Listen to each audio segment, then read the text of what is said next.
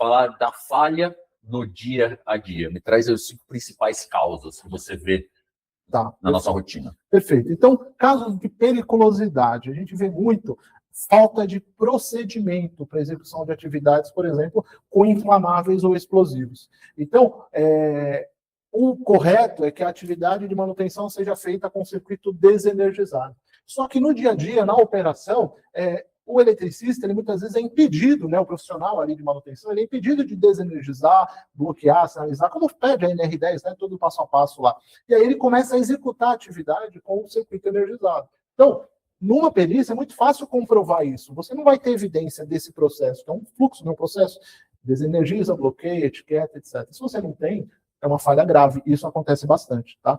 Trabalho com inflamáveis também. Eu tenho um armazenamento lá de inflamáveis e eu tenho pessoas específicas que estão autorizadas a acessar e elas recebem o adicional de periculosidade. Só que, pela rotina do dia a dia, você acaba permitindo o acesso de pessoas que não estão recebendo. E aí vão acabar adquirindo o direito de receber. Então, essas situações, elas são muito comuns. Exposição ao ruído, né? O ruído é um agente nocivo que tem em boa parte das empresas, e aí, às vezes, a empresa está preocupada só em entregar o protetor. É importante? É importante entregar o protetor, mas entendam que melhor do que entregar o protetor é não ter ruído. E aí, o que acontece às vezes?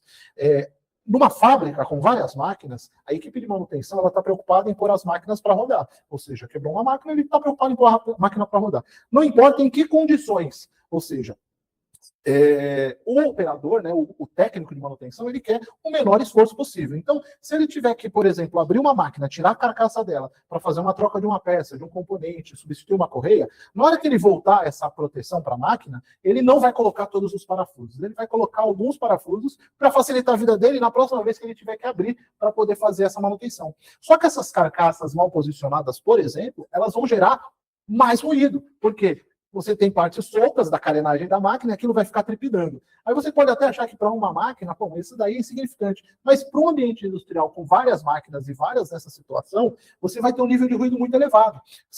Procedimentos simples, como reaperto de parafusos de carcaças, realinhamento de cilindros, excêntricos, etc., você já consegue reduzir o ruído do ambiente como um todo. E, às vezes, você caindo, por exemplo, lá de 86 decibéis acima do limite para uns 84, e que não é impossível acontecer isso, você já transformou o ambiente em não insalubre. Tá? Então, teoricamente, você já nem vai ter mais processo com isso. E se tiver, você vai ter mais facilidade de garantir a proteção. Isso gera custos.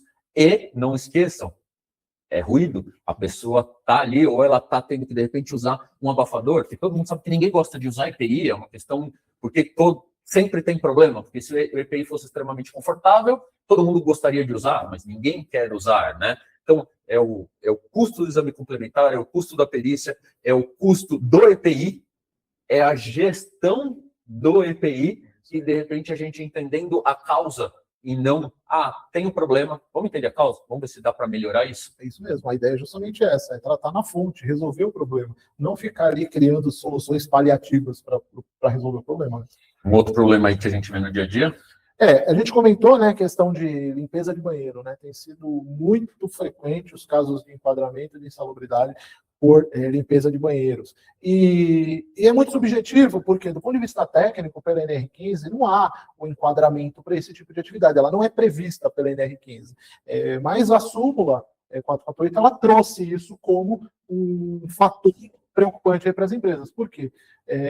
Ela fala sobre a insalubridade ser enquadrada para atividades de limpeza de banheiros públicos de grande circulação. Só que ela não traz o que é grande circulação. Isso abre brecha, abre a possibilidade do perito enquadrar para qualquer situação que ele entender que é grande circulação. Então, muitas empresas cometem o erro de colocar, como nós falamos, aí muita gente para fazer esse trabalho. Então, a gente tem recomendado, sugerido que vocês reduzam o grupo focado aí, direcionado para essa atividade. Atividades com produtos químicos. Pessoal, produto químico não tem jeito. Como que eu sei a forma correta de trabalhar com produtos químicos?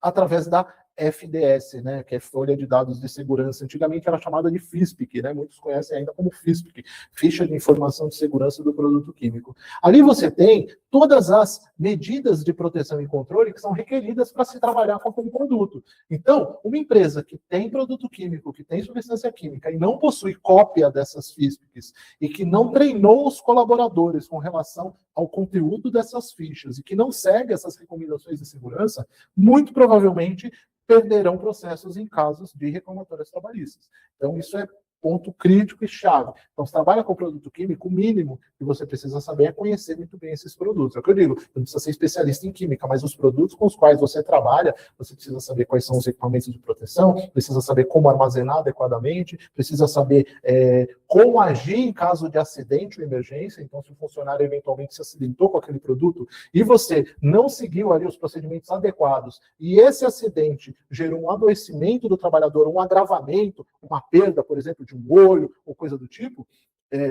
você poderá ser penalizado por isso. Isso acontece bastante. As empresas não estão adequadamente inteiradas sobre os potenciais riscos. E, como eu disse, né, é a questão de você pensar em eliminar o problema. Existem vários produtos no mercado que são substituíveis.